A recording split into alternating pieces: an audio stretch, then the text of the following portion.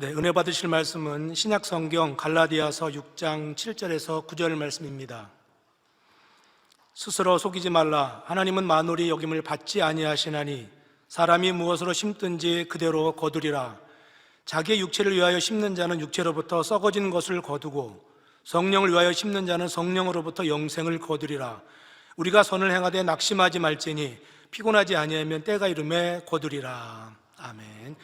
금빛 성가대의 찬양과 연주 후에 당의자의 명상 설교 심고 거두는 법칙 세 번째 말씀을 듣겠습니다.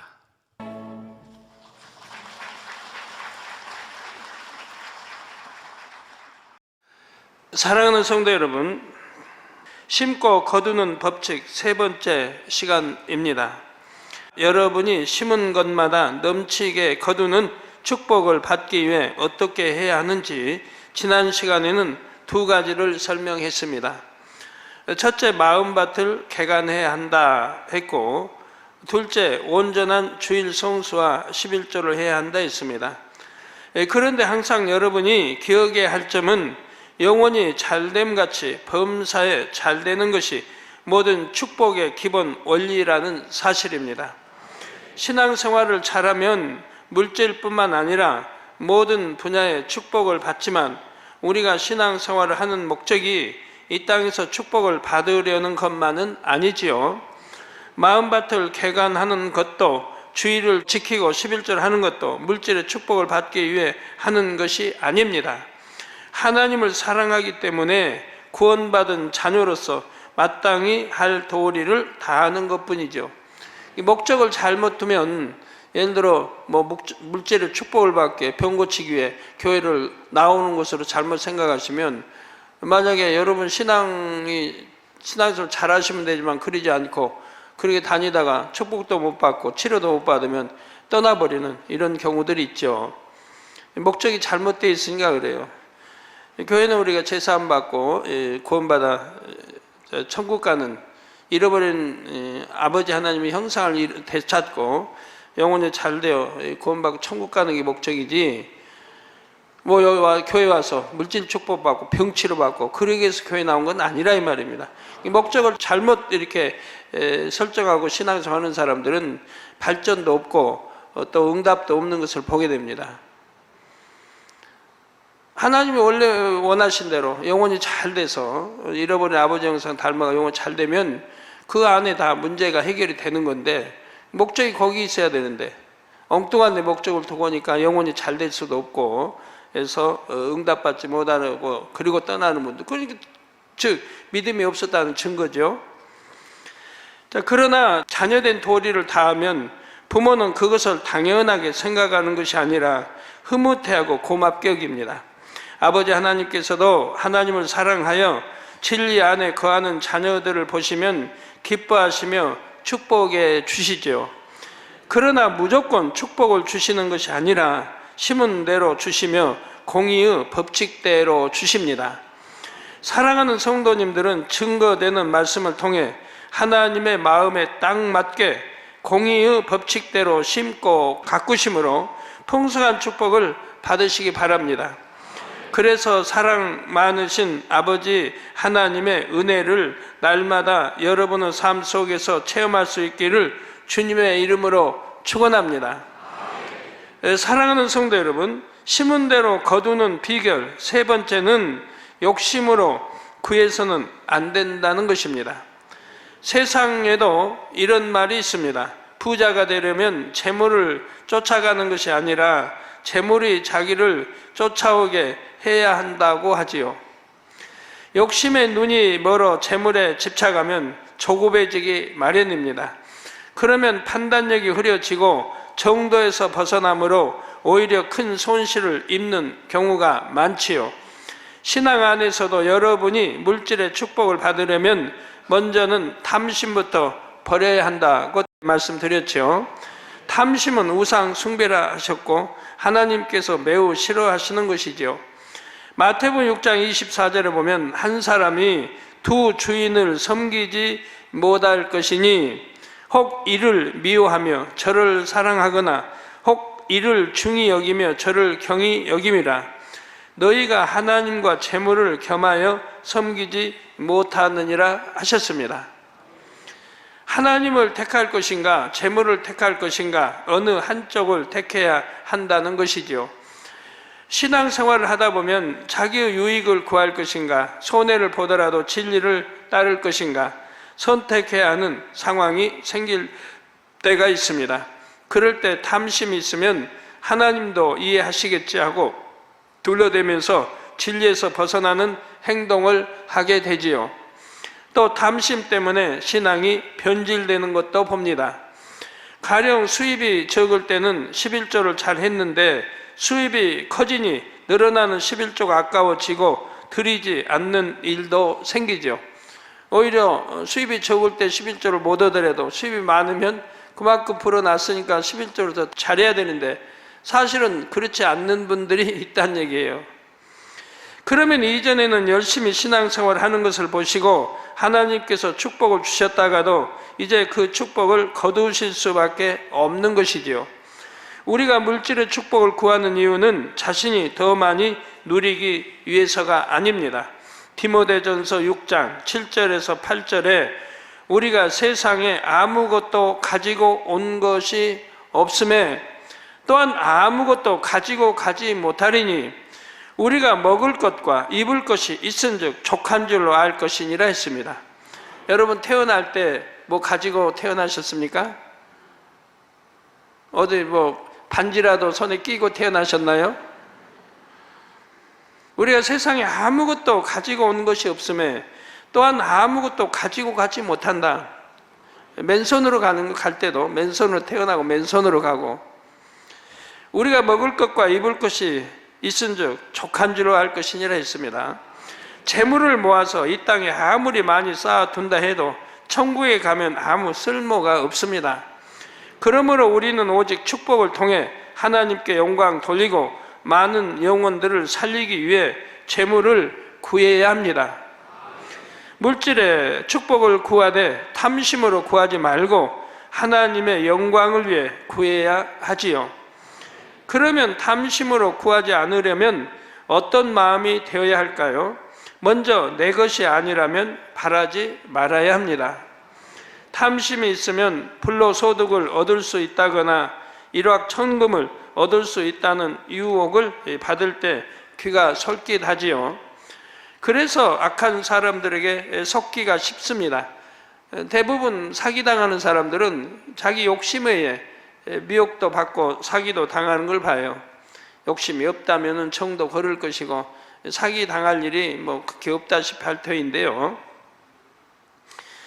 여러분이 정녕 하나님을 의지한다면 그런 탐심을 부추기는 말에는 마음에 전혀 요동함이 없어야 합니다.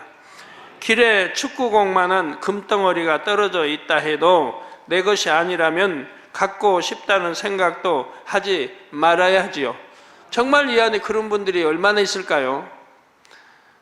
성도님들 아마 많이 있을 겁니다. 그래야 미혹에 빠지지 않고 하나님께서 인도하시는 길로만 정확하게 갈 수 있는 것입니다. 다음으로는 축복을 받아서 어디에 쓰려고 하는가 점검해 보시기를 바랍니다. 제가 처음 하나님께 치료받았을 때 제 소원은 부유한 장로가 되는 것이었습니다. 제가 좋은 것을 먹고 입고 쓰려는 것이 아니라 어려운 사람들을 마음껏 구제하겠다는 꿈을 갖고 기도했지요. 그래서 고아나 과부나 또 병든 자나 이렇게 구제하고 돕고 싶은 마음이 간절히 있습니다. 그래서 참 훌륭한 장로, 축복받은 장로가 되어서 그렇게 할 수 있도록 기도를 해왔던 것이죠. 그러나 내 기대와는 달리 훌륭한 장로가 되는 게 아니라 하나님의 종으로 부르셔서 처음에는 내가 기도를 이렇게 해왔는데 이렇게 내 기도한 건 전혀 상관이 없게 죄종으로 부름을 받다냐고 생각을 의아하게 했었는데 그런데 하나님은 들어주셨습니다. 죄종이 돼도 고아, 과부, 또 가난하고 불쌍한 사람, 또 아픈 사람, 또 치료하고 구제하고 다 선교할 수 있도록 축복을 해 주시지 않았습니까? 그래서 개척 때부터 저희는 구제했으며 쭉 지금까지 해왔습니다. 빈궁에도 처할 수 있고 풍부에도 처할 수 있다는 사도 바울의 고백처럼 구원받은 은혜만 또 넘치는 삶이었기에 물질을 주시든 아니 주시든 감사할 뿐이었지요. 그러나 기왕이면 축복을 받아 하나님께 영광 돌리고 많은 영혼들을 구제하며 하나님의 나라도 확장할 수 있기를 기도한 것입니다. 그때부터 지금까지 많은 세월이 흘렀지만 제 마음에는 변함이 없습니다. 물론 세월의 흐름에 따라 더 뜨거워지면 뜨거워졌지 약해지든가 변해본 적은 없습니다. 주셔도 감사하고 안 주셔도 감사한 마음이지만 제게 주시는 물질의 대부분은 하나님의 나라와 영광을 위해 드려지고 있습니다. 저를 위해 쓰는 것은 거의 없다시피 합니다. 그렇기 때문에 하나님 앞에 아무리 큰 것을 구한다 하더라도 제 마음은 항상 담대하여 전혀 거리낌이 없지요. 다음으로 탐심이 없다면 목표를 정하여 하나님께 구할 때도 조급하지 않고 공의에 맞게 성령의 주관을 받아 구합니다. 어떤 사람은 지금 11조가 10만 원인데 저에게 와서 기도받을 때 11조 100만 원 드리게 기도해 주세요 합니다. 물론 앞으로 큰 축복을 받아 100만 원 이상을 드리겠다는 믿음은 좋지만 당장 그렇게 받을 수는 없지요. 20만 원, 30만 원, 50만 원 그렇게 단계를 밟아 올라가야 하는 것입니다. 욕심으로 10만 원에서 단번에 100만 원 이렇게 하는 게 아니고 점차 올려가야죠. 축복도 이렇게 점차 받아가야 하는 거고. 단계를 무시하고 자기 생각과 조급함으로 하나님께 독촉하듯 구하는 것은 믿음이 아닙니다. 또 어떤 경우는 사업이 좀 잘 된다고 해서 조건을 잘 점검해 보지도 않고 경솔하게 빛을 내어 사업터를 확장합니다. 혹은 한 가지 일을 하다가 저것이 잘 된다면 저것에 손대고 또 다른 것이 전망이 있다면 그것도 하고 이렇게 무작정 넓혀 가기도 하지요. 그렇게 일을 많이 벌려놓으니 한 가지에도 제대로 집중을 할 수 없어서 결국 어려움에 처하는 것입니다. 물론 이런 분들도 이렇게 해서 축복을 받으면 하나님께 드리려고 한다고 말합니다. 그러나 하나님께 드릴 마음이라고 해도 이렇게 무조건 일을 벌리는 것 자체가 엄밀하게 보면 욕심이라 할 수 있습니다. 내가 앞서서 하려는 것이 아니라 하나님께서 나에게 주시는 것이 무엇인지 분별할 수 있어야 하지요. 기도에서 성령의 주관을 받는다고 하면 그건 뭐 틀림이 없겠고요. 근데 성령의 주관을 받지 않고 내 마음, 내 생각을 통해 계획해서 하는 일들이 너무 욕심이 과해지면 여러 잘못된 차질을 빚게 되지요. 자기 의욕이 앞서고 좋다고 하는 일이면 무조건 다 하고 싶은 마음도 성령의 음성을 막아버리는 욕심이 될 수가 있습니다. 야고보서 4장 2절에서 3절에 너희가 욕심을 내어도 얻지 못하고 살인하며 시기하여도 능히 취하지 못하나니 너희가 다투고 싸우는도다.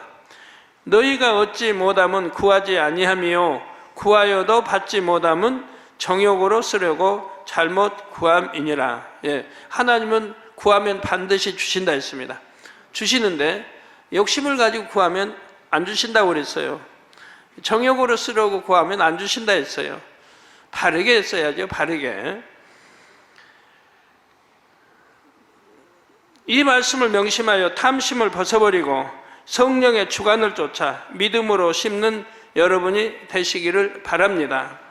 그럴 때 하나님께서도 여러분을 축복의 길로만 인도하시고 구하는 대로 응답해 주실 수가 있지요. 사랑하는 성도 여러분, 심은 대로 거두는 축복의 비결은 넷째, 정도를 걸어야 한다는 것입니다. 오직 정직과 성실로 행해야지요. 하나님의 법을 지킬 뿐 아니라 세상 법도 지켜야 하고요. 그래야 하나님께서도 여러분을 지켜주실 수가 있습니다. 수월하게 유익을 얻으려고 편법을 쓰고 남을 속이거나 진리를 벗어나면 안 됩니다. 우리 하나님이 도와주실 수가 없어요. 법을 어기면, 진리에 어긋나면 하나님은 선에 또 공의에 계신 분이기 때문에 이렇게 비진리에 또는 법을 어기면 하나님이 도와주실 수가 없다 이 말입니다. 오히려 사단이 방해를 하게 되지요. 세상에서도 정도를 벗어나는 사람들은 성공하기 어렵습니다. 예를 들어 쌀 가게에서 대를 속여 팔거나 천 가게에서 자를 속이는 경우가 있지요. 값을 치른 것보다 훨씬 더 주는 것 같은데 실제로는 눈속임으로 더 적게 주는 것입니다. 이렇게 속여서 장사를 하면 당장은 유익을 볼 수도 있지만 장기적으로 볼 때는 오히려 손해입니다. 제가 금호동에 살 때 바로 이제 그 집주인이 쌀가게를 했죠. 여러 가지 하면서 쌀가게 됐는데 참 단골 손님이 참 많았습니다. 정직하게 하는 거예요. 대도 속이지 않고 정직하게 해요.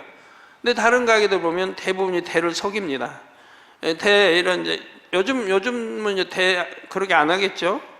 요즘은 모르겠는데 옛날엔 대로 한 말 두 마리 살 때니까 이제 대로 이렇게 담아서 깎아서 한 대에서 대로 대서 이제 팔잖아요. 그럼 대 밑에다가 뭘 깔아요. 뭘 깔고 그 위에다가 이제 대 바닥처럼 또 해요. 그리고 실제 그래요. 그렇게 하는 데가 많았어요. 속이는 거예요. 그런데 어떤 사람들은 집에 가지고 가서 말 한 마를 샀다, 한 마를 집에 가지고 가서 자기들이 대를 어떻게 준비해가지고 대보는 사람이 있어요.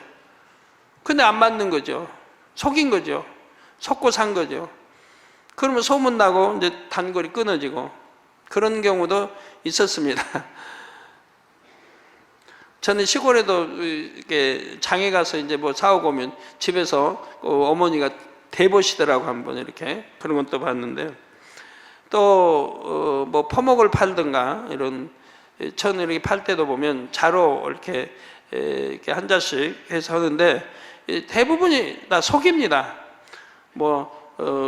이불 천감을 한다든가 해서 이제 시골에서들 와서 사가죠. 수십만 사가면 자로 이제 이렇게 잽니다. 재면 얼마나 빠르게 재요. 큰 방에서 막 재 나가요. 재 나가거든요. 보면은 딱 재면서 이만큼 더 준다고 그래요. 딱 재고 이만큼 밀어서 더 준다고 해요. 보니까 더 주는 것 같아요. 근데 실제는 이만큼씩 뒤로 빼는 거예요. 그게 빠르죠. 빠르면서 기술적으로 빼는 거예요. 집에 가서 누가 꼼꼼히 만약에 차로 다시 잰다면 이제 속았다는 걸 알게 되죠. 가끔 이제 그렇게 해본 사람들이 와가지고 이제 따지고 속였다고 해서 싸움판이 벌어지는 것도 종종 볼 수가 있는데요.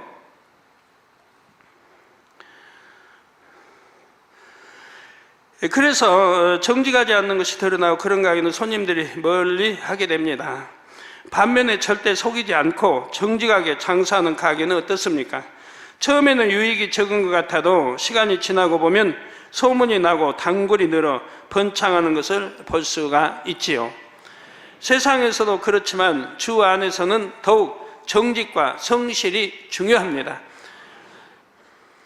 창세기에 나오는 야곱이 삼촌의 양떼를 지킬 때 얼마나 성실을 다해 일했는지 여러분은 많이 들으셨을 것입니다. 추위와 더위, 밤낮을 가리지 않고 눈 붙일 겨를도 없이 가축들을 돌봤으며 심지어 도적 맞은 것이나 맹수에게 찢긴 것도 자기가 물어내었다 했죠.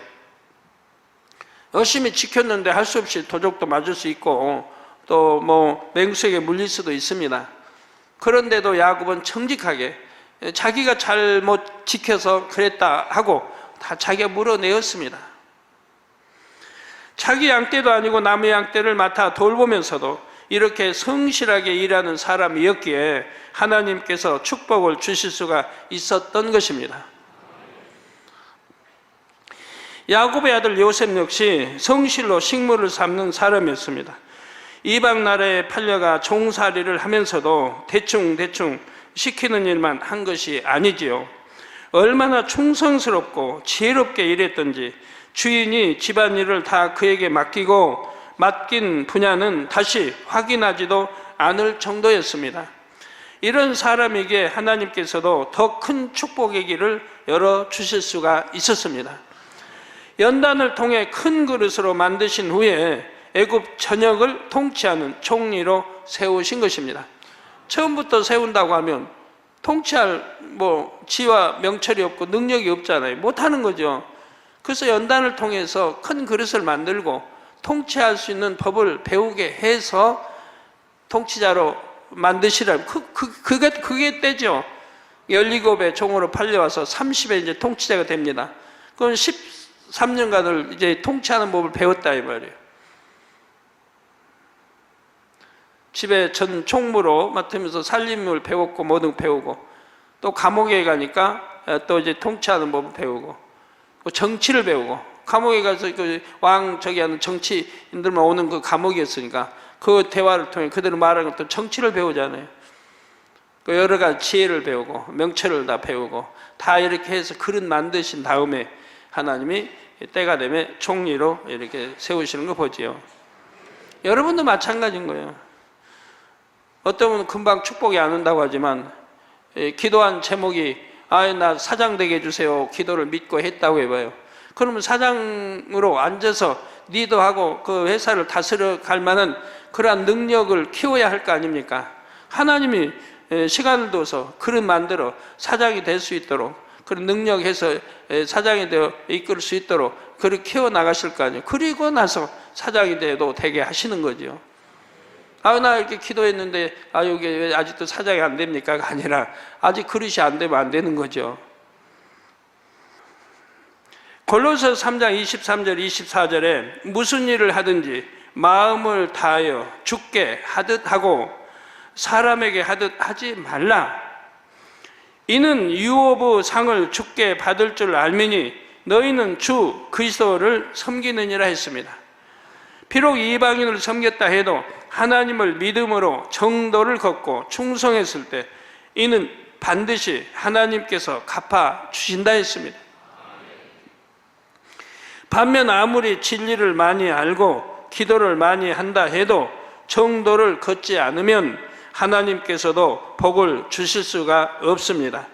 작은 일을 맡았을 때 충성하는 사람이라야 큰 것도 맡길 수 있습니다. 또한 사람 앞에서도 정직하고 성실한 사람이라야 하나님 앞에 진실하다 인정받을 수가 있지요. 자신이 정직과 성실로 쌓아가지 않으면 비록 하나님께서 축복의 길을 열어주신다 해도 그 축복을 자기 것으로 취할 수가 없습니다. 성도 여러분, 여기서 여러분이 두 가지 사항을 반드시 명심하시기 바랍니다. 단에서 수시로 당부하는 내용들이지요. 한 가지는 교회 안에서 믿음의 형제 간에 금전 거래를 하지 말라는 것입니다. 어떤 사업이 유망하니 자금을 빌려달라거나 투자해 달라거나 이런 요청은 하지도 말고 요청을 받는다 해도 응해서는 안 됩니다.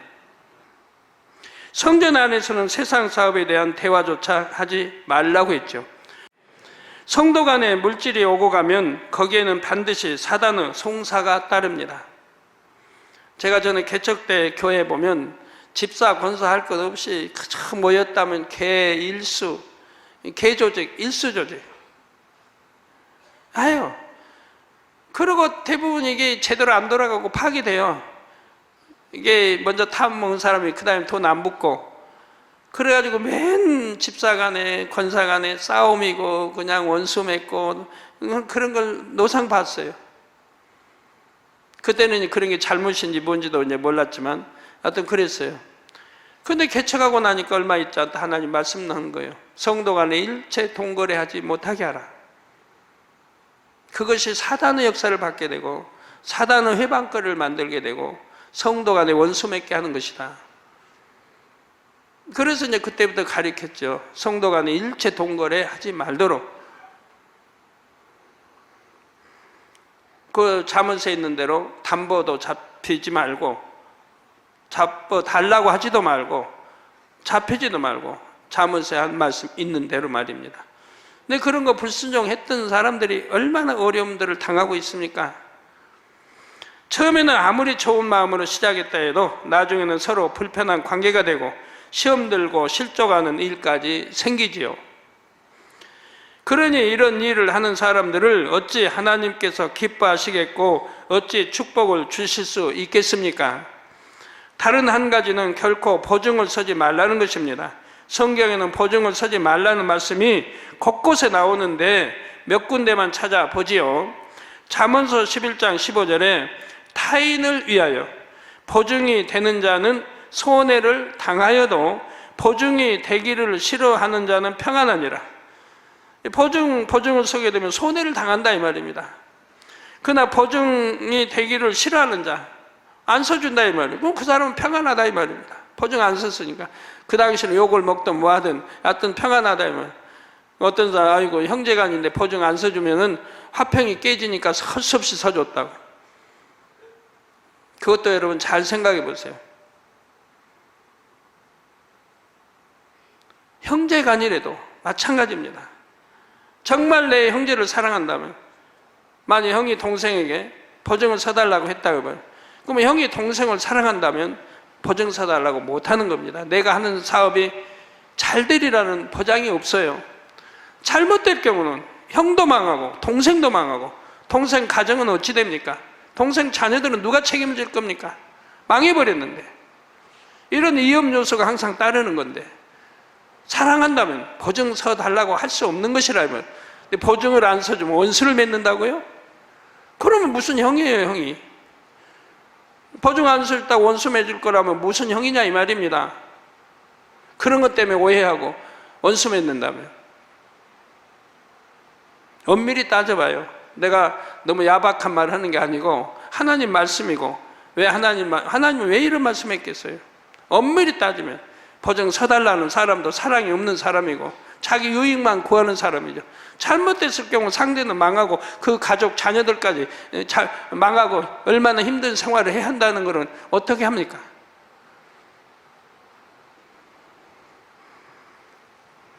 그래서 보증 서가지고 잘못된 사람들이 얼마나 많고, 집 날려버리고 사글세로 그래 사는 사람이 얼마나 많아요, 주변에. 그래서 보증이 되기를 싫어하는 자는 평안하니라. 잠언서 22장 26절에 너는 사람으로 더불어 손을 잡지 말며 나무 빛에 보증이 되지 말라 했지요. 나무 빛에 보증이 되지 말라. 잠언서 6장 1절에서 5절에 보면 이웃을 위해 보증을 선 사람이 있다면 결코 지체하지 말고 급히 돌아가서 보증에서 벗어날 수 있도록 강구하라 했습니다. 보증을 섰다면 이웃 친하니까, 이웃 서로 친하니까 보증 섰을 거 아니에요? 또 믿는다 하고. 그렇지만 이웃을 위해 보증을 선 사람이 있다면 결코 지체하지 말고 바로 가요. 바로 가서. 여러분 그런 분이 있으면 바로 찾아가서 보증에서 벗어날 수 있도록 구하라 이 말입니다. 그래서 원수 맺는다면 괜찮아요. 그건 왜? 상대가 악함으로 원수 맺는 거지. 내가 악해서 원수 맺는 건 아니니까. 그런 걸로 원수 맺는다면 친구도 아닌 것이고 이웃도 아닌 것이고, 마치 노루가 사냥꾼의 손에서 벗어나는 것처럼, 또 새가 그물에서 벗어나는 것처럼 자신을 구원해야 한다고 말씀하지요. 그러나 보증한 것을 되돌리는 일은 거절하는 것보다 더 어려운 일이므로 아예 처음부터 받아들이지를 말아야 합니다. 세상 사람은 물론 믿음의 형제와의 사이에서도 마찬가지입니다. 상대에게 보증을 서 달라고 청해서도 안 되고요. 그런데 이렇게 아무리 열심히 가르쳐도 여전히 보증을 섬으로 낭패를 당하는 분들이 있습니다. 이게 믿음에 아무리 가까운 믿음의 사이라도 보증을 서달라면 서달라고 하는 사람도 지금 하나님 법을 어기는 것이고, 또 서준 사람도 하나님 말씀을 어기는 것이 된다 이 말이에요. 피차 죄를 짓고 있다 이 말이에요. 이게 되겠습니까? 그러니 어찌 사단이 역사하지 않겠습니까? 될 것도 아니 되게 만들어 버리죠. 왜? 하나님 말씀을 어겼으니 하나님을 외면하실 것이고, 그러니 사단이 잘 됐다 내 밥이라고 될 것도 안 되게 해버리신다 이 말이에요. 그러니까 될 듯 했던 것이 안 되는 일들이, 그래서 그러는 거예요. 하나님은 도와주실 수 없죠. 하나님 법을 어겼으니. 그럼 사단이 가지고 놀 거 아니에요. 잘 될 수 있는 것까지도 안 돼버린다 이 말이에요. 여러분이 아마 그래 체험해 본 분이 꽤 있을 거예요. 순종하지 못해가지고. 그렇게 한번 체험하고 나면 다음에는 다시 안 그러시겠죠. 의리 때문에 어쩔 수 없다거나 상대의 상황이 너무 긴급하고 믿을 만한 사람이기 때문에 서 주었다는 것입니다. 그래, 하나님 말씀은 불순종해도 되고요. 그러니 사람의 앞일을 어찌 알겠습니까? 잠시의 미안함을 못 이겨 버정을 서주고 나면 대부분이 오랫동안 어려움을 당하기 마련입니다. 다행히 잘 됐다고 해도 하나님 말씀에 불순종한 것만은 사실인 거예요. 하나님과의 신뢰 관계는 끊어지는 거예요. 아무리 그 일이 잘 됐다고 해도 하나님과의 신뢰 관계 끊어지면 지속적으로 계속적으로 잘 되란 법 없죠. 저에게 와서 기도해 달라고 하지만 이미 하나님의 말씀 어겼으니 연단이 따를 수밖에 없지요. 거절하지 못하는 것이 결코 선이 아닙니다. 오히려 하나님의 말씀을 거역하는 것이며 자기 재산과 가족의 안위를 걸고 도박을 하는 것처럼 어리석고 미련한 일이지요. 차라리 내가 여유가 있다면 돌려받을 마음 없이 그냥 주는 것이 낫습니다. 저는 지금까지 누구 구제하고 누가 달래면 줘도 한 번도 이자 받은 일이 없고 돌려받은 일도 없어요. 그냥 줘버리지. 그냥 줘도 성도들이 착해가지고 난 축복받으면 줍디다. 축복받으면 몇 배로 또 주신 분도 들어있더라고요. 축복받았으니까. 그러나 돌려받으려고 그래서 그 돌려준다는 게 아니고 돌려 이제 받은 건 아니고 달란 적 없고 이자 한번 달란 적 없고 그냥 달란 적 한 번도 없어요. 저는 개척교회 때 전도사인데 성도 얼마 안 되는데 뭐 얼마나 나오겠어요. 그래도 목사님들 와서 자꾸 도와달래요. 우리 교회 부흥하는 소리 들리니까 개척하고 막 부흥한다는 소리 들리니까 선배 목사님 와서 나 도와달라 교회 지었는데 부채가 얼마다 하면 저는 한 번도 거절 아니고 도와줬어요. 근데 목사님도 오면 그래요. 나 도와주면 내가 이제 부채 갚고 부흥해서 부채 갚으면 뭐 이렇게 돌려주겠다 이자 몇 푼씩 주겠다면 저는 그 자리에서 거절해요. 목사님 이자 안 주셔도 됩니다. 그냥 갖다 쓰십시오. 되돌려 받지도 않고 달라고도 안 했어요. 그냥 쓰십시오. 왜? 되돌려 달라면 원수 맺더라고요. 그거 오히려 줘놓고 원수 맺어요. 줘놓고. 근데 손해 갈까요? 손해 가요? 손해 안 가요.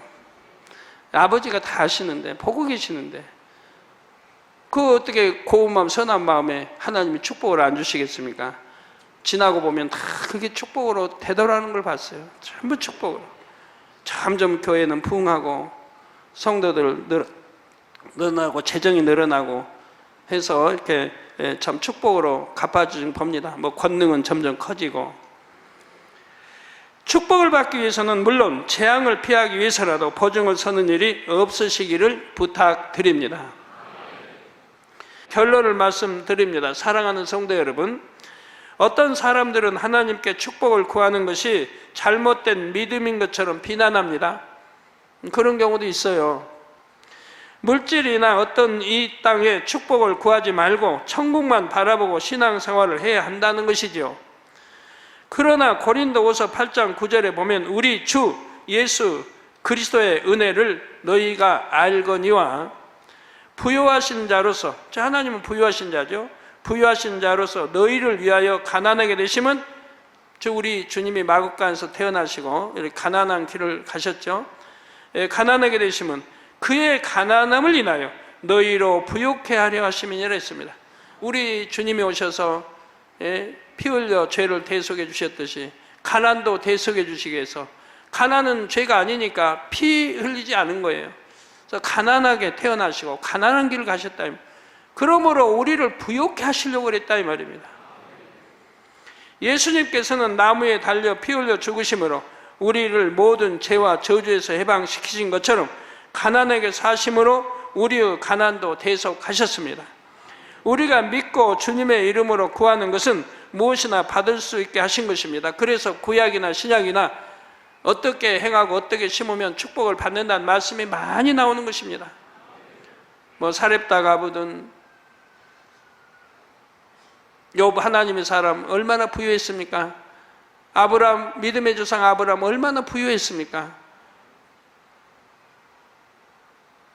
요셉 얼마나 부유했습니까? 다니엘 마찬가지. 하나님의 사람들 부유했다 이 말입니다. 가난하게 살라고 하나님 하시지 않았고, 하나님의 사람은 병들라고 하시지 않았습니다. 하나님의 사람들은 병든 사람도 없었고, 병든 사람 하나 나오긴 하는데 그 사람은 좀 악을 행했기 때문에 나오는 것이 나오죠. 아이들이 그냥 대머리에 올라가라고 놀리고 그냥 그 많은 40명이 넘는 아이들이 성 안에서부터 쫓아나와서 성 밖에까지 오고 있으니 아무리 그러지 말라고 타일고 뭐 해도 듣질 않으니까 그만 얼마나 그 본는 모르죠. 이제 천국 가서 물어봐야 알지만 화가 난 것인지 뭐 한 것인지 그냥 저주해버리니까 앙컴이 나와서 그렇게 많은 어린아이를 잡아 죽이지 않습니까? 축복권 저주권이 있으니까 그대로 임한 걸 봅니다. 그러지만 그건 너무 심했죠. 그로 인해 그 선지자는 병들게 되는 걸 보게 돼요. 예, 다만 욕심으로 구하는 것이 아니라 하나님의 영광을 위해 구해야 합니다. 또한 믿음으로 정도를 걸으면서 정직과 성실로 행해야 하지요. 이런 여러분 모두가 되셔서 이 땅에서도 풍성한 축복을 받아 하나님의 나라에 기여하며 부지런히 심고 거두어 여러분의 천국 곳간을 가득 채우시기를 주님의 이름으로 축원합니다. 말씀을 상고하시며 통성으로 기도하시겠습니다. 아버지 하나님, 귀한 말씀에 감사합니다. 우리 모든 성도님들 마음에 새겨서 순종하며 행하게 도와주시고 그래 축복 가운데 거할 수 있도록 함께 해주시며 생명으로 열매 나올 수 있게 축복하여 주옵소서. 감사드립니다. 우리 주 예수 그리스도의 이름으로 기도함나이다. 아멘. 涙の中おらる主愛の主それは命与える救いの